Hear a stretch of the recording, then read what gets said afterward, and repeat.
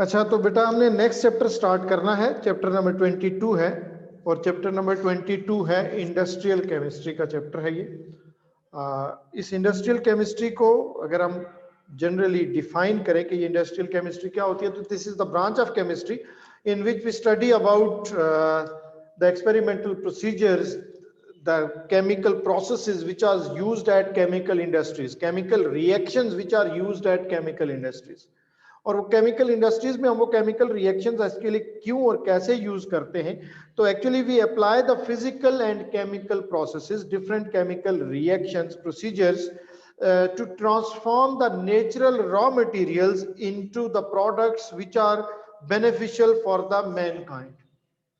Natural raw materials को different chemical reactions, कुछ chemical processes, कुछ फिजिकल प्रोसेसेस यूज करते हुए हम उनको ऐसे प्रोडक्ट्स में कन्वर्ट करते हैं which are beneficial, which are useful for the basically for the human beings और for the living organisms.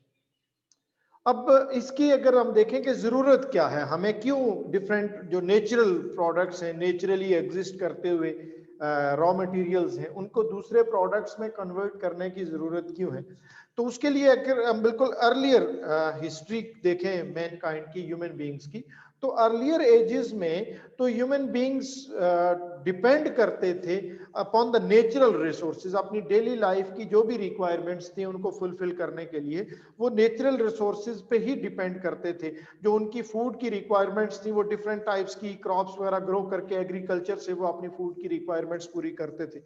Clothing के लिए जब कभी से क्लॉथिंग यूज करने उन्होंने कपड़े वपड़े शुरू किए भी, तो वो नेचुरल फाइबर्स ओरिजिनली यूज करते थे, जिसमें कॉटन था, सिल्क था, वूल था, उससे आपने वो क्लॉथ्स वगैरह प्रिपेयर कर लेते थे।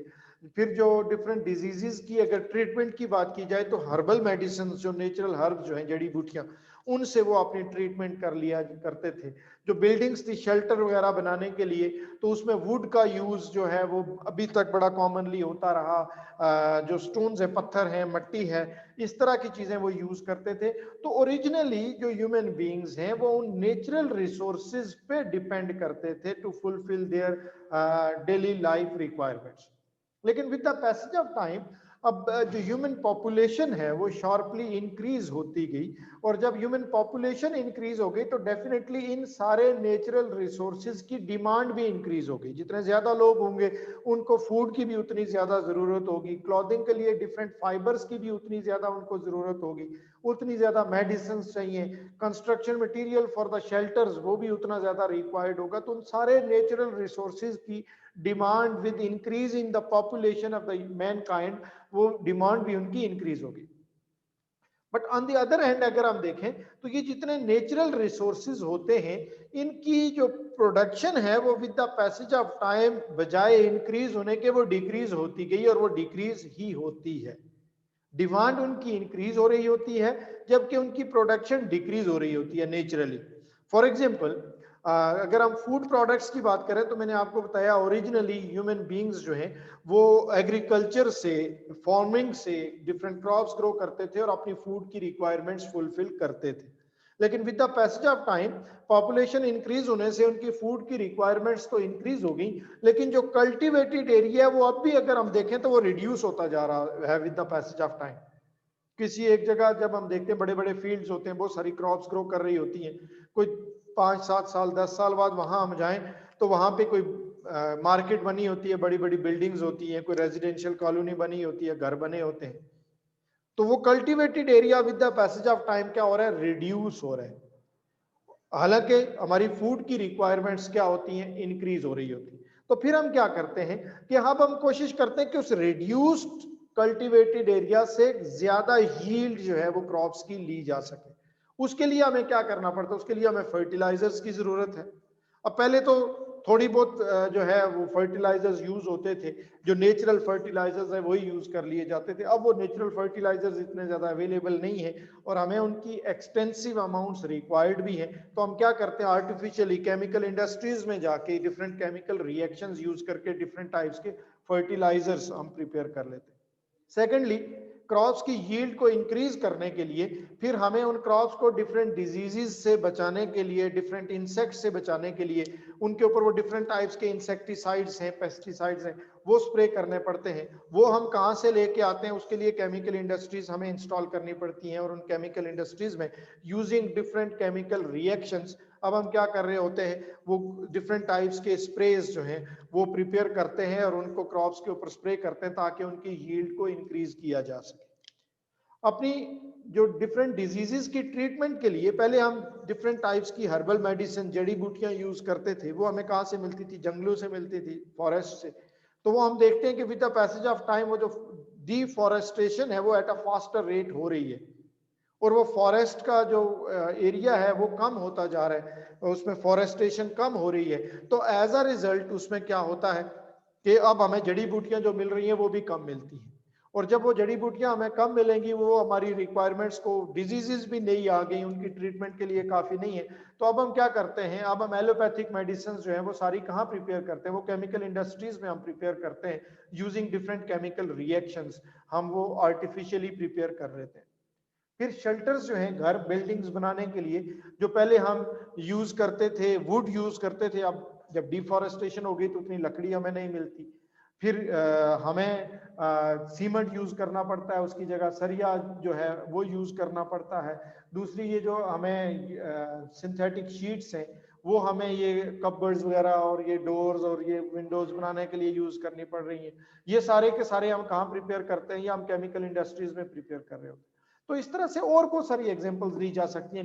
नेचुरल फाइबर्स जो थे, सिल्क, कॉटन और वूल, वो अब इनसफिशिएंट हो गए हैं हमारी क्लॉथिंग की रिक्वायरमेंट्स को फुलफिल करने के लिए। तो उसकी बजाय हम अब नायलॉन और polyester fibres synthetically, artificially prepare करते हैं, और उनसे हम क्लॉथिंग अपनी जो है वो प्रिपेयर करते हैं। तो वो सारे फाइबर्स हम कहाँ पे बनाते हैं? वो हम केमिकल इंडस्ट्रीज में ही प्रिपेयर करते हैं, उसके डिफरेंट केमिकल रिएक्शंस यूज करते हैं उसके लिए। So this is how in chemical industries we have to use different chemical processes and some of the physical processes to convert some of the natural products, some of the natural raw materials into some useful products जो कि Mankind के लिए basically या living organisms के लिए beneficial है या useful है। तो केमिकल इंडस्ट्रीज में, इंडस्ट्रियल केमिस्ट्री में बेसिकली हम उन सारे केमिकल प्रोसेसेस, उन सारे फिजिकल प्रोसेसेस के बारे में पढ़ते हैं जिनको यूज करते हुए हम डिफरेंट प्रोडक्ट्स केमिकल इंडस्ट्रीज में प्रिपेयर करते हैं। अब केमिकल इंडस्ट्रीज जो हैं उनको हम ब्रॉडली टू मेजर क्लासेस में क्लासिफाई करते हैं। उसमें हम इनऑर्गेनिक केमिकल इंडस्ट्रीज एक को हम कहते हैं इनऑर्गेनिक केमिकल इंडस्ट्रीज, और दूसरी हमारे पास ऑर्गेनिक केमिकल इंडस्ट्रीज होती हैं। केमिकल इंडस्ट्रीज को हम ब्रॉडली टू क्लासेस में क्लासिफाई कर रहे हैं, inorganic chemical industries and organic chemical industries. ये क्लासिफिकेशन हम करते हैं on the basis of the nature of the raw materials used and the type of the products produced, कि कोई केमिकल इंडस्ट्री जो है वो किस टाइप के रॉ मटेरियल्स को यूज कर रही है और कौन किस टाइप के प्रोडक्ट्स प्रोड्यूस कर रही है। उसके बेस पे हम उनको टू मेजर क्लासेस में क्लासिफाई करते हैं, जिसमें हमने कहा इनऑर्गेनिक केमिकल इंडस्ट्रीज हैं और ऑर्गेनिक केमिकल इंडस्ट्रीज हैं। अब इनऑर्गेनिक केमिकल इंडस्ट्रीज जो होंगी वो डेफिनेटली इनऑर्गेनिक रॉ मटेरियल्स को यूज करती हैं और उनसे डिफरेंट इनऑर्गेनिक रॉ मटेरियल्स ही वो प्रोड्यूस भी करती हैं। फॉर एग्जाम्पल ये जितनी भी मेटलर्जिकल इंडस्ट्रीज हैं, आपने कहीं मैट्रिक लेवल पे एक्सट्रैक्शन ऑफ मेटल्स पढ़ा होगा। मेटलर्जिकल इंडस्ट्रीज फुल फ्लेज एक इंडस्ट्री है जो डिफरेंट मेटल्स को एक्सट्रैक्ट करती है। अब वो सारे मेटल्स जो हैं वो हमें कहाँ से मिलते हैं? वो अर्थ क्रस्ट से मिलते हैं in the form of inorganic minerals. Minerals की फॉर्म में, ओर्स की फॉर्म में हमें वो मिलते हैं और वो इनऑर्गेनिक इन नेचर होते हैं। तो ये जो इनऑर्गेनिक केमिकल इंडस्ट्रीज हैं वो उन इनऑर्गेनिक मिनरल्स को एक्सट्रैक्ट करती हैं from the soil, from the earth crust, और उन मिनरल्स को यूज करते हुए उनसे पर डिफरेंट टाइप्स के मेटल्स एक्सट्रैक्ट करती हैं। सारे डिफरेंट मेटल्स जो भी हैं वो ऐसे ही इन मिनरल से एक्सट्रैक्ट किए जाते हैं। एल्यूमिनियम है, कॉपर है, आयरन है, सब ऐसे ही एक्सट्रैक्ट किए जाते हैं। तो ये सब इनऑर्गेनिक इन नेचर है। तो ऐसी इंडस्ट्रीज को हम क्या कहेंगे? इनऑर्गेनिक केमिकल इंडस्ट्रीज कहेंगे। सिमिलरली सल्फ्यूरिक एसिड एक मेजर इंडस्ट्रियल केमिकल है जिसको हम किंग ऑफ केमिकल्स भी कहते हैं।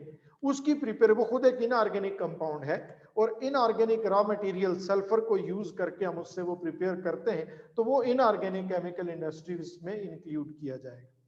दूसरी तरफ ऑर्गेनिक केमिकल इंडस्ट्रीज जो होती हैं, they use the organic raw material to produce different organic products. उसमें से जो मेजर हमारी organic heavy organic chemical industries में आती है वो पेट्रोलियम इंडस्ट्री है। सबसे पहले पेट्रोलियम इंडस्ट्री, पेट्रोलियम इंडस्ट्री क्या करती है? अर्थ क्रस्ट से डिफरेंट पेट्रोलियम प्रोडक्ट्स जो हैं, जिसमें क्रूड ऑयल है, नेचुरल गैस है, उनको एक्सट्रैक्ट करते हैं। उनकी फिर रिफाइनिंग जो होती है फ्रैक्शनल डिस्टिलेशन के प्रोसेस से, उसकी रिफाइनिंग करके डिफरेंट पेट्रोलियम प्रोडक्ट्स उससे प्रिपेयर किए जाते हैं, जिसमें डीजल है, केरोसिन ऑयल है, लुब्रिकेटिंग ऑयल्स हैं, पेट्रोल है, नेचुरल गैस है, ये सारी चीजें फर्स्टली वो करती है। सेकेंडली इन्हीं पेट्रोलियम इंडस्ट्रीज में during these processes of refining of the crude oil कुछ बाय प्रोडक्ट्स भी बनते हैं। उन बाय प्रोडक्ट्स को फिर दोबारा यूज किया जाता है as raw material for the preparation of other useful products. तो ये सब हमारे किस में आ जाएंगे? ऑर्गेनिक केमिकल इंडस्ट्रीज में आ जाएंगे, हैवी ऑर्गेनिक केमिकल इंडस्ट्रीज में आ जाएंगे। सिमिलरली आप शुगर इंडस्ट्री की बात कर लो, तो शुगर इंडस्ट्री जो है वो शुगर प्रिपेयर करती है प्लांट से, वो शुगर कैन से उसका वो जूस एक्सट्रैक्ट किया, उससे प्रिपेयर किया, ऑर्गेनिक इन नेचर है। वेजिटेबल इंडस्ट्रीज, वेजिटेबल ऑयल की जो घी और ऑयल की इंडस्ट्रीज हैं वो सारी ऑर्गेनिक इंडस्ट्रीज में आ जाएंगी। तो केमिकल इंडस्ट्रीज को on the basis of the nature of the raw materials used and the products they produce, हम उनको क्लासिफाई कर रहे होते हैं as inorganic chemical industries and organic chemical industries. अब केमिकल इंडस्ट्री कोई सी भी हो, वो इनऑर्गेनिक केमिकल इंडस्ट्री हो या ऑर्गेनिक केमिकल इंडस्ट्री हो, it requires certain raw materials, और उन रॉ मटेरियल्स को using some of the physical और द केमिकल प्रोसेसेस वो किसी एंड प्रोडक्ट में कन्वर्ट करती हैं, जिसको फिर हम डायरेक्टली यूज कर रहे होते हैं। अब वो रॉ मटेरियल्स जो भी हैं किसी भी केमिकल इंडस्ट्री के लिए, वो उसको कहां से मिलते हैं? वो नेचुरल एनवायरनमेंट से मिलते हैं। किसी भी टाइप की कोई सी भी केमिकल इंडस्ट्री है, उसको वो रॉ मटेरियल्स कहां से? Firstly it requires some raw materials जिनको यूज करते हुए वो एंड प्रोडक्ट प्रोड्यूस करेगी। तो वो रॉ मटेरियल्स इन सारी केमिकल इंडस्ट्रीज को कहां से मिलते हैं? वो नेचुरल एनवायरनमेंट से मिलते हैं। और एनवायरमेंटल केमिस्ट्री का चैप्टर नेक्स्ट हमने आगे पढ़ना है। एनवायरनमेंट को, नेचुरल एनवायरनमेंट को हम 4 पार्ट्स में डिवाइड करते हैं, 4 स्फीयर्स में डिवाइड करते हैं, जिसमें एटमॉस्फेयर है, जितनी भी एयर है, गैसेस हैं, हाइड्रोस्फीयर है, जितना भी वाटर हमारे एनवायरनमेंट में प्रेजेंट है, लिथोस्फीयर है जो सॉलिड अर्थ क्रस्ट है, और बायोस्फीयर है जो लिविंग ऑर्गेनिज्म, प्लांट्स और एनिमल्स हमारे एनवायरनमेंट में प्रेजेंट है। तो ये 4 पार्ट्स होते हैं इस एनवायरनमेंट के। और किसी भी केमिकल इंडस्ट्री को what ever the type of the raw materials it requires, वो मिलते कहां से हैं? वो नेचुरल एनवायरनमेंट से ही मिलते हैं। और इस नेचुरल एनवायरनमेंट के जो 4 पार्ट्स मैंने आपको बताए, ये चारों पार्ट्स, ये चारों स्फीयर्स जो हैं, they are the huge reservoirs of different raw materials for all different kinds of the chemical industries. For example, हम अगर एटमॉस्फेयर की बात करें, एयर की बात करें, तो एयर क्या है? That is a complex mixture of different gases, जिसमें सबसे ज्यादा अबंडेंट गैस कौन सी है? नाइट्रोजन गैस है। अब केमिकल इंडस्ट्रीज में फॉर एग्जांपल अगर हम हैबर प्रोसेस आपने पढ़ा है, जो अमोनिया की प्रिपरेशन के लिए यूज किया जाता है, और जिसमें अमोनिया कैसे हम प्रिपेयर करते हैं? By the reaction of nitrogen and hydrogen. तो वो नाइट्रोजन कहां से आता है? वो एयर को पहले लिक्विफाई करते हैं और उस लिक्विड एयर की फ्रैक्शनल डिस्टिलेशन से उसमें से नाइट्रोजन एक्सट्रैक्ट करते हैं और उसको वहां हैबर प्रोसेस में यूज करते हैं। So this air is, atmosphere is the source of that raw material nitrogen. अच्छा, फिर डिफरेंट जो मेटलर्जिकल इंडस्ट्रीज हैं पर्टिकुलरली, वो जो ओर्स होती हैं उनको ऑक्सीडाइज करने के लिए ऑक्सीजन यूज करती हैं। वो ऑक्सीजन कहाँ से आती है? एयर से आती है। फिर जो डिफरेंट टाइप्स की नोबल गैसेस हमारे एटमॉस्फेयर में प्रेजेंट होती हैं, helium, neon, argon, krypton, xenon, ये डिफरेंट पर्पसेस के लिए, पर्टिकुलरली डिफरेंट कलर्स की फ्लोरेसेंट लाइट्स की प्रिपरेशन के लिए, एडवर्टाइजिंग साइन बोर्ड्स की प्रिपरेशन के लिए ये गैसेस यूज होती हैं। और ये गैसेस वो इंडस्ट्रीज कहाँ से लेती हैं? एयर से लेती हैं। सो दिस इज हाउ, ये जो एयर है that is a huge reservoir of different types of the useful raw materials for the different chemical industries. Secondly, हमारे पास हाइड्रोस्फीयर है। हाइड्रोस्फीयर क्या है? वाटर कंटेंट जो हमारे एनवायरनमेंट में प्रेजेंट होते हैं। अब वाटर खुद जो है वो बहुत सारी, ऑलमोस्ट हर एक केमिकल इंडस्ट्री में किसी न किसी पर्पज के लिए तो यूज होता ही है। एज अ रिएक्टेंट यूज हो जाए, एज अ सॉल्वेंट यूज हो जाए, एज अ कूलेंट यूज हो जाए, उसके बहुत सारे यूजेस हैं। And different chemical industries use large quantities of water at daily basis. वो सारा वाटर कहाँ से आ रहा है? उसी नेचुरल एनवायरनमेंट से आ रहा है, हाइड्रोस्फीयर से आ रहा है। सेकेंडली, ये जो एनवायरनमेंट में हाइड्रोस्फीयर है, जो वाटर है, उसके अंदर अराउंड 4%, 3.5 to 4% डिजॉल्व्ड साल्ट्स होते हैं। डिफरेंट साल्ट्स, कोई एक साल्ट नहीं होता उसमें। सोडियम के साल्ट्स हैं, मैग्नीशियम के साल्ट्स हैं, कैल्शियम के साल्ट्स हैं। अब वाटर जो है खुद चूंकि that is huge in quantity, 1.5 into 10 raised to power 21 litres, इतना ज्यादा वाटर है, तो उसका आप 4% आप कैलकुलेट कर लो, तो there are huge quantities of different salts जो कि उस वाटर के अंदर डिजॉल्व फॉर्म में प्रेजेंट होती है। और बहुत सारे केमिकल इंडस्ट्रीज उस वाटर के अंदर वो जो डिजॉल्व सॉल्ट्स होते हैं उसको वहां से एक्सट्रैक्ट करते हैं और उनको फिर एज रॉ मटेरियल यूज करते हैं for the preparation of different useful products. और बहुत सारे दुनिया के मुल्कों में, तो हमारे यहाँ तो चले ये साल्ट माइंस बहुत ज्यादा हैं और उनसे हमें ये जो एडिबल साल्ट है, सोडियम क्लोराइड लार्ज क्वांटिटीज में मिल जाता है। बट बहुत सारे मुल्कों में ये एडिबल साल्ट इस तरह साल्ट माइंस की फॉर्म में नहीं है, तो वो इस साल्ट को भी उसी वाटर डिजॉल्व फॉर्म में जो वाटर के अंदर प्रेजेंट है उसी से एक्सट्रैक्ट करते हैं। फिर उसके बाद आ जाता है lithosphere, third part of the environment. अब लिथोस्फीयर क्या? वो तो सारा सॉलिड अर्थ क्रस्ट है और वो तो सारे का सारा है ही डिफरेंट रॉ मटेरियल्स है डिफरेंट इंडस्ट्रीज के लिए। फॉर एग्जांपल, मैंने पहले आपको बताया था कि ये जो मेटलर्जिकल इंडस्ट्रीज हैं, जितने भी मेटल्स हैं, इन सब के ओर्स और मिनरल्स हमें कहाँ से मिलते हैं? वो तो अर्थ क्रस्ट से, लिथोस्फीयर से ही मिलते हैं। और उन्हीं मिनरल से फिर ये सारे मेटल्स एक्सट्रैक्ट किए जाते हैं। फिर उसके अलावा जो पेट्रोलियम इंडस्ट्रीज हैं, वो ये क्रूड ऑयल और नेचुरल गैस जो एक्सट्रैक्ट करती हैं, वो कहाँ से करती हैं? वो भी अर्थ क्रस्ट से करती हैं। तो इस तरह से ये जो लिथोस्फीयर है, अर्थ क्रस्ट है, that is also a huge reservoir of different important raw materials for different kinds of the chemical industries. और फाइनली फिर आ जाता है बायोस्फीयर। बायोस्फीयर में क्या होता है? The living organisms, the plants and animals present in the natural environment. और ये प्लांट्स और एनिमल्स भी बहुत सारे रॉ मटेरियल्स का सोर्स हैं for the chemical industries. For example, जो मैंने पहले एग्जाम्पल दी थी आपको कि जो ये शुगर इंडस्ट्री है, वो शुगर प्रिपेयर किससे करती है? शुगर कैन के जूस से। तो शुगर कैन क्या है? प्लांट है, क्रॉप है, उससे वो शुगर कैन का जूस लेते हैं, उससे फिर शुगर प्रिपेयर कर लेते हैं।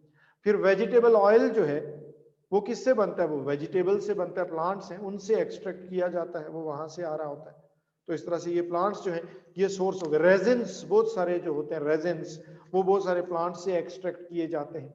फिर इसी तरह से फिर कमर्शियली जो हम फैट्स प्रिपेयर करते हैं, जिसमें बटर है, घी है, चीज है, वो सारे कहाँ से बनते हैं? वो मिल्क से बनते हैं। और मिल्क किससे आता है? एनिमल्स से आता है। तो वो एनिमल्स इन सारी चीजों का सोर्स हो गए। फुल फ्लेज इंडस्ट्रीज है ना, जो डेयरी इंडस्ट्रीज है हमारी, तो वो डेयरी प्रोडक्ट्स प्रिपेयर करती हैं। तो वो डेयरी प्रोडक्ट्स सारे कहाँ से आते हैं? वो एनिमल्स से आते हैं। तो वो एनिमल्स भी क्या हो गए? वो एक सोर्स हो गए उन केमिकल इंडस्ट्रीज के लिए, रॉ मटेरियल्स का सोर्स हो गए। लेदर इंडस्ट्री हमारे यहाँ, अब तो इंडस्ट्रीज का हाल बुरा है, लेकिन लेदर इंडस्ट्री हमारी बड़ी अच्छी थी और दुनिया में अच्छी मानी जाती थी। तो वो लेदर सारा कहाँ से, वो जो लेदर प्रोडक्ट प्रिपेयर करते थे वो कहाँ से आता था? वो डिफरेंट एनिमल से एक्सट्रैक्ट किया जाता था। So this is how chemical industry कोई भी हो, किसी भी टाइप की हो, उसको कुछ रॉ मटेरियल्स को यूज करना है और उसको एंड प्रोडक्ट्स में कन्वर्ट करना है, जिसको फिर हमने यूज करना है। वो रॉ मटेरियल्स का सोर्स जो है for all these different types of the chemical industries वो क्या होगा, वो यही नेचुरल एनवायरनमेंट है। और उस नेचुरल एनवायरनमेंट के 4 पार्ट्स, 4 स्फीयर जो हमने पढ़े, उसमें एटमॉस्फेयर है तो that is a huge reservoir of different raw materials for some of the chemical industries. Lithosphere है तो full of different types of the raw materials for different chemical industries. Hydrosphere है तो a large huge reservoir of raw materials for the chemical industries. Biosphere है, living organisms हैं, plants और animals हैं, तो again they are a huge source of different types of the raw materials for the chemical industries. So all the different types of the chemical industries get all different types of the raw materials from the natural environment. तो ये तो कुछ introduction हो गया general सा कि chemical industries क्या होती हैं, किस पर्पस के लिए ये इंडस्ट्रीज लगाई जाती हैं, और वो रॉ मटेरियल्स कहाँ से लेती हैं, रॉ मटेरियल्स का सोर्स क्या क्या है। इसके आगे सर ये एग्रो बेस्ड इंडस्ट्रीज क्या होती हैं? इस चैप्टर में अब डिफरेंट इंडस्ट्रियल प्रोडक्ट्स हैं जिनको हमने डिस्कस करना है, उनकी प्रिपरेशन कैसे होती है, वो किस टाइप के होते हैं, रॉ मटेरियल्स क्या क्या हैं, वो डिटेल्स हमने डिस्कस करनी है। वैसे तो इस चैप्टर में बहुत सारी ऐसी चीजें हैं, but for this years reduced syllabus उनमें से काफी सारी चीजें एक्सक्लूड कर ली गई हैं। जो स्टार्ट में डाइज हैं, डाइज एक बड़े इंपॉर्टेंट टॉपिक था इसका, वो अब इसमें इंक्लूडेड नहीं है। अच्छा, फिर उसके बाद पेट्रोकेमिकल इंडस्ट्रीज है वो इसमें इंक्लूडेड नहीं है। जो अभी हमारे इसमें इंडस्ट्रीज इंक्लूडेड है उनमें एक पेस्टिसाइड्स हैं, फिर उसके बाद सिंथेटिक पॉलीमर्स हैं और एडहेसिव्स हैं। ये 3 different types of the industrial products हैं जिनकी प्रिपरेशन अब इस साल के हमारे कोर्स में इंक्लूडेड है और जिनको हमने डिस्कस करना है। तो उसमें से हम स्टार्ट करेंगे with the pesticides. First type of the industrial products जिनको हमने डिस्कस करना है, जो इंडस्ट्रियली प्रिपेयर किए जाते हैं और डेली लाइफ में जिनको हम यूज करते हैं, they are pesticides. Pesticides are the chemicals which are used to control the pests. Pesticides को अगर हम जनरली डिफाइन करें तो वो क्या है, they are the chemicals which are used to control the pests. अब वो पेस्ट्स क्या चीज है, पेस्ट एक जनरल सी टर्म है। All different kinds of animals and plants which damage the crops and decrease their yield, उनको हम पेस्ट कहते हैं। कोई भी एनिमल, छोटा बड़ा, या कोई भी दूसरा प्लांट जो हमारी क्रॉप्स को डैमेज करता है, उनकी ग्रोथ को, उनकी प्रोडक्शन को इफेक्ट करता है और उनकी यील्ड को डिक्रीज करता है, उसको हम क्या कहते हैं, पेस्ट कहते हैं। और इन पेस्ट्स को कंट्रोल करने के लिए और क्रॉप्स को इनसे प्रोटेक्ट करने के लिए हम जो डिफरेंट टाइप्स की प्रोडक्ट्स, जो डिफरेंट केमिकल्स यूज करते हैं, उनको हम पेस्टिसाइड्स कहते हैं। ठीक, तो ये तो जनरल सी डेफिनेशन होगी कि पेस्टिसाइड्स क्या है, which are used to control the pests and to protect our crops from the pests. Pests क्या है, any of the different types of animals or plants which damage the crops, which affect the growth of the crops and decrease their yield. वो animals भी होते हैं different types के, और वो different types के plants भी होते हैं जो हमारी crops की ग्रोथ को इफेक्ट करते हैं, डैमेज करते हैं उनको और उनकी यील्ड को डिक्रीज करते हैं। और इन सारे एनिमल्स, प्लांट्स को कंट्रोल करने के लिए और क्रॉप्स को इनसे प्रोटेक्ट करने के लिए हम जो डिफरेंट टाइप्स के केमिकल्स यूज करते हैं उनको हम पेस्टिसाइड्स कहते हैं। अब कोई भी जो एक पेस्टिसाइड है वो किस पर्टिकुलर टाइप के प्लांट या एनिमल को कंट्रोल करता है, या वो पेस्टिसाइड जो है वो किस पर्टिकुलर टाइप के एनिमल या प्लांट को किल करता है और उससे हमारी क्रॉप को प्रोटेक्ट करता है। इस बेस पे फिर हम इन पेस्टिसाइड्स को डिफरेंट क्लासेस में क्लासिफाई करते हैं, डिफरेंट क्लासेस में हम इनको डिवाइड करते हैं। तो उनमें से फर्स्ट जो हमारी टाइप आ जाएगी वो है इंसेक्टिसाइड्स। फर्स्ट टाइप है इंसेक्टिसाइड्स। तो इंसेक्टिसाइड्स वो पेस्टिसाइड्स हैं जो हमारी क्रॉप्स को इंसेक्ट से प्रोटेक्ट करती हैं, जो इंसेक्ट्स को कंट्रोल करते हैं, जो इंसेक्ट्स को किल करते हैं और हमारी क्रॉप्स को उनके हार्मफुल इफेक्ट से प्रोटेक्ट करते हैं। इंसेक्ट्स क्या होते हैं? बायोलॉजी में कैसे डिफाइन करते हो आप इंसेक्ट्स को? They're small microorganisms. Micro organisms तो नहीं होते। इंसेक्ट्स नजर नहीं आते हमें क्या? आते हैं सर। तो फिर माइक्रो ऑर्गेनिजम्स कैसे हुए? माइक्रो ऑर्गेनिजम्स तो हमें नजर नहीं आते।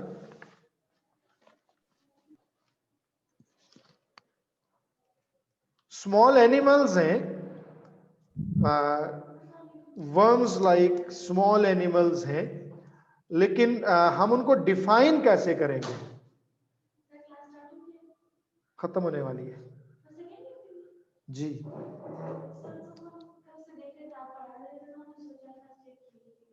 बुला ले बच्चों को। इंसेक्ट्स क्या होते हैं? इंसेक्ट्स सर ये छोटे कीड़े मकोड़े एनिमल्स होते हैं जिनके लेग्स होते हैं और फिर छोटे छोटे कितने लेग्स होते हैं? यही मेरे ख्याल में ऐसे ही हमें Six. बताया जाता था।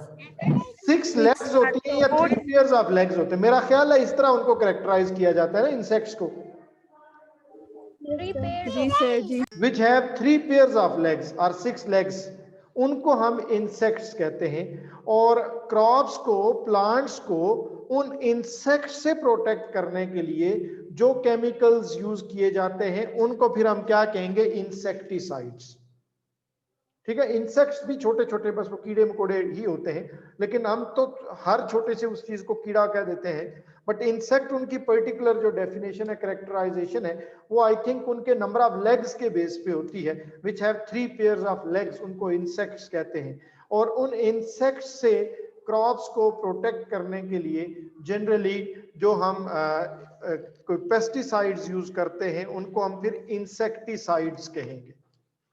अब इंसेक्ट्स चूंकि लिविंग एनिमल्स होते हैं जो डिफरेंट चीजों को ईट करते हैं, so most of the insecticides जो हम यूज करते हैं वो स्टमक पॉइजन्स होते हैं। यानी वो इंसेक्ट उसको जब खाएगा वो उसके स्टमक में जाएगा तो फिर वो अपना इफेक्ट शो करेगा और एज अ रिजल्ट वो इस इंसेक्ट को किल कर देगा और एज अ रिजल्ट हमारी जो क्रॉप्स हैं वो उससे प्रोटेक्टेड हो जाएंगी। तो ज्यादातर केसेस में चूंकि इंसेक्ट्स लिविंग एनिमल्स हैं जो नॉर्मल बड़े एनिमल्स की तरह चीजों को खाते हैं, तो ज्यादातर इंसेक्टिसाइड्स जो हम यूज करते हैं वो स्टमक पॉइजन्स होते हैं और इंसेक्ट उसको जब खाता है तो वो उसके स्टमक में जाके उसको किल कर देता है और एज अ रिजल्ट उससे हमारी क्रॉप्स प्रोटेक्ट हो जाती है। इन इंसेक्टिसाइड्स में एक स्पेशल टाइप है इंसेक्टिसाइड्स की जिनको हम सिस्टेमिक्स कहते हैं। सिस्टेमिक्स। अब सिस्टेमिक्स जो होती हैं ये जनरली इंसेक्ट्स को नहीं फीड की जाती या उनको नहीं खिलाई जाती। ये जिस किसी एनिमल को या जिस प्लांट को आपने किसी इंसेक्ट से प्रोटेक्ट करना है, ये सिस्टेमिक्स उसके अंदर इंजेक्ट कर दी जाती है। जिस प्लांट को या एनिमल को आपने किसी इंसेक्ट से प्रोटेक्ट करना है, ये सिस्टेमिक उस एनिमल या उस प्लांट के अंदर इंजेक्ट कर दी जाती है और जब वो इंसेक्ट उसको आके काटेगा, उस एनिमल को, प्लांट को, तो वो उसके अंदर चली जाएगी, इंसेक्ट के अंदर, और वो इंसेक्ट जो है वो किल हो जाएगा, उसको वो किल कर देगी। लेकिन ये उस होस्ट के लिए ये हार्मफुल नहीं होती सिस्टेमिक्स। यानी किसी एनिमल को आपने इंजेक्ट कर दी तो उस एनिमल के लिए इसका कोई हार्मफुल इफेक्ट नहीं है, लेकिन जब कोई इंसेक्ट आके उस एनिमल को काटेगा तो वो इंसेक्ट जो है वो मर जाएगा। तो ऐसे जो आपके इंसेक्टिसाइड्स हैं उनको हम सिस्टेमिक्स कहते हैं, राइट। तो insecticides is the class of pesticides which are used to control insect, which are used to kill the insect and to protect the crop against insect. Insects क्या होते हैं? The small animals which generally have 3 pairs of legs. हम generally ये छोटे कीड़े मकोड़े जो हैं उनको बोलते हैं। तो वो क्रॉप्स को चूंकि डैमेज कर रहे होते हैं तो उनसे क्रॉप्स को प्रोटेक्ट करने के लिए जो केमिकल्स हम यूज करते हैं उनको हम इंसेक्टिसाइड्स कहते हैं। दूसरी जो टाइप है इनकी वो है माइटिसाइड्स।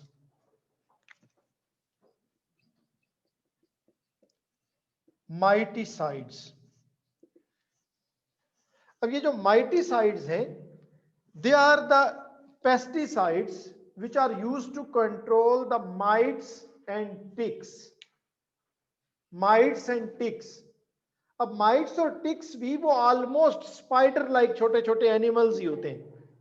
हम इन सबको एक ही क्लास में कंसीडर कर लेते हैं, भाई वही कीड़े मकोड़े, बट एक्चुअली उनकी डिफरेंट क्लासेस हैं। तो माइट्स और टिक्स जो है, ये जिस तरह के आपने देखा होगा पेट्स के अंदर पिस्सू, पिस्सू कभी नाम सुना? आपकी जुबान में क्या कहते हैं उसको? वो जो जंप मार रहा होता है, ऐसे हो जाता है, हम उसको पिस्सू कहते हैं, पता है? यस सर, बिल्लियों में होता है, यस सर, कैट्स में सुना होता है, है। कैट्स में होता है वो। तो वो बहुत छोटे छोटे होते हैं और वो ऐसे जंप मार रहा होता है, कभी इधर कभी उधर जा रहा होता है, तो वो है। इसी तरह से आई गेस टिक्स उसी को कहते हैं। माइट्स, अच्छा जो ये खटमल होते हैं, इस तरह के जो छोटे छोटे एनिमल्स हैं, माइट्स एंड टिक्स, बेसिकली वो इंसेक्ट टाइप के ही स्पाइडर लाइक एनिमल्स हैं, बट ये अब उनकी एक डिफरेंट क्लास है। तो उन पर्टिकुलर टाइप्स के जो माइट्स एंड टिक्स हैं, उनको कंट्रोल करने के लिए जो केमिकल्स, जो पेस्टिसाइड हम यूज करते हैं, वो स्प्रे वगैरह घरों में हम कर रहे होते हैं जनरली, तो उनको फिर हम क्या कहेंगे? माइटिसाइड्स कहेंगे। अब चूंकि ये बिल्कुल वो इंसेक्ट्स ही होते हैं, ऑलमोस्ट इंसेक्ट टाइप के ही एनिमल्स होते हैं, और सम टाइम वो इस सेम पेस्टिसाइड जो है वो उन इंसेक्ट्स को भी कंट्रोल करने के लिए यूज हो रहा होता है, वही इस माइट्स और टिक्स को भी कंट्रोल करने के लिए यूज हो रहा होता है।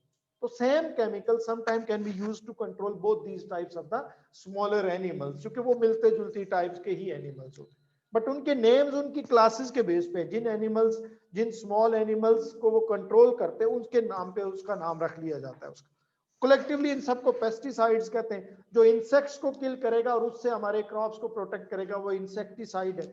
जो माइट्स और टिक्स को कंट्रोल करेगा, वो भी वही स्पाइडर लाइक छोटे छोटे एनिमल्स हैं, वो माइटिसाइड हो जाएगा। नेक्स्ट उसके बाद आ जाते हैं फंजीसाइड्स।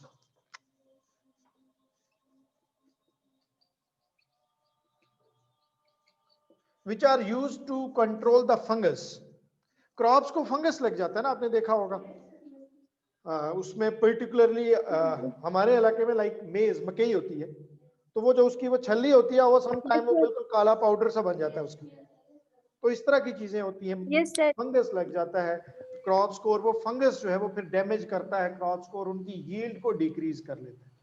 तो जो केमिकल उस फंगस को कंट्रोल करने के लिए फिर हम यूज करेंगे, उसको हम क्या कहेंगे? फंजीसाइड कहेंगे। अब फंगस कोई एनिमल नहीं है, वो इन इंसेक्ट्स और इन माइट्स की तरह खाता नहीं है किसी चीज को। ये इंसेक्ट्स जो थे और जो माइट्स, टिक्स वगैरह थे, वो तो चीजों को खाते हैं ना। तो मैंने बताया वहां जो हम ज्यादातर यूज करते हैं इंसेक्टिसाइड्स और माइटिसाइड्स, वो स्टमक पॉइजन्स होते हैं, यानी हम कहीं स्प्रे कर देते हैं, फेंक देते हैं, वो उसको खाएगा तो तब वो मरेगा। या कुछ कॉन्टैक्ट पॉइजन्स भी होते हैं, वहां दोनों चीजें यूज हो सकती है, कॉन्टैक्ट पॉइजन्स भी और स्टमक पॉइजन्स भी। लेकिन फंजीसाइड्स जो होते हैं वो प्योरली क्या होते हैं? वो कॉन्टैक्ट पॉइजन्स ही होते हैं, क्योंकि फंगस किसी चीज को खा नहीं सकता। आप उसके ऊपर स्प्रे करोगे तो वो उसके साथ इन कांटेक्ट आएगा, तो वो फंगस खत्म हो जाएगा और उससे हमारी क्रॉप्स क्या हो जाएगी? प्रोटेक्ट हो जाएगी। तो ऐसे केमिकल्स, ऐसे पेस्टिसाइड्स जो फंगस को कंट्रोल करते हैं और उससे हमारी क्रॉप्स को प्रोटेक्ट करते हैं, उसको फिर हम क्या कहेंगे? फंजीसाइड्स कहेंगे। किसके ऊपर जी? अच्छा नहीं, ये सारे ऐसे ही पॉइजन्स हम डेफिनेटली नहीं यूज कर सकते। जो होस्ट होता है, बेसिकली होस्ट उसको कहते हैं वो एनिमल या वो प्लांट जिसको हम प्रोटेक्ट करना चाह रहे हैं, तो हम ऐसा ही पेस्टिसाइड यूज करते हैं जो होस्ट के लिए हार्मफुल ना हो, तो होस्ट के लिए वो हार्मलेस होते हैं। फिर नेक्स्ट इनकी जो टाइप आ जाती है वो है हर्बिसाइड्स। क्या चीज? अच्छा, तो नेक्स्ट जो टाइप है वो है फिर herbicides, which are use to control the herbs. Herbs क्या है? जड़ी बूटियां। हमारी क्रॉप्स के अंदर बहुत सारी फालतू की जड़ी बूटियां, ये घास वास और इस तरह की चीजें निकल आती है ना। वो नॉर्मल फील्ड में जाके देखें तो एक्चुअली जो हमारे गंदम और मकई के पौधे होते हैं वो कम होते हैं और बीच में घास ज्यादा उगी होती है। तो वो जो सॉइल के अंदर एसेंशियल न्यूट्रिएंट्स होते हैं वो सारे तो ये घास वास खा जाती है, और जो हमारे एक्चुअल प्लांट्स हैं उनको वो सफिशिएंट अमाउंट में न्यूट्रिएंट्स नहीं मिलते, और एज अ रिजल्ट उनकी प्रॉपर ग्रोथ नहीं हो पाती।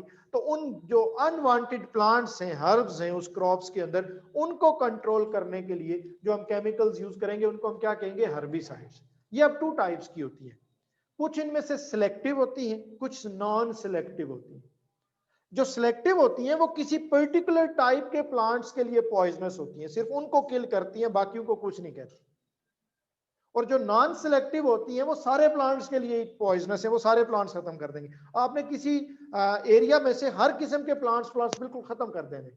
लॉन में आपने कोई ग्रास ला के लगानी है तो आप चाहते हो कि पहले जितने उसमें पौधे होते सब कुछ खत्म हो जाए, तो अब नॉन सिलेक्टिव टाइप के उसमें यूज कर लोगे। लेकिन क्रॉप्स के अंदर से किसी पर्टिकुलर टाइप की जब आपको प्लांट्स को खत्म करना है तो उसके लिए आपको इस सिलेक्टिव टाइप की हर्बिसाइड्स यूज करोगे। तो ये 2 टाइप्स की होगी हर्बिसाइड्स, एक सिलेक्टिव जो किसी पर्टिकुलर टाइप के प्लांट के लिए हार्मफुल होंगे, बाकियों के लिए वो हार्मलेस होंगे, और नॉन सिलेक्टिव जो हर डिफरेंट टाइप के, हर टाइप के प्लांट्स के लिए ही हार्मफुल होंगे और सबको वो डैमेज कर देंगे। अच्छा, फिर हर्बिसाइड्स के बाद नेक्स्ट आ जाते हैं रोडेंटिसाइड्स।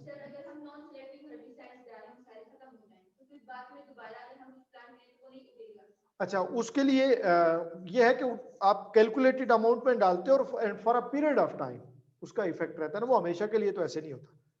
तो आपने लॉन में से पहले सारे हर किस्म की घास वास खत्म करनी है, वो कर दी, फिर उसमें फर्टिलाइजर्स डाले, कुछ टाइम दिया और फिर किसी खास टाइप की ग्रास लगा दी।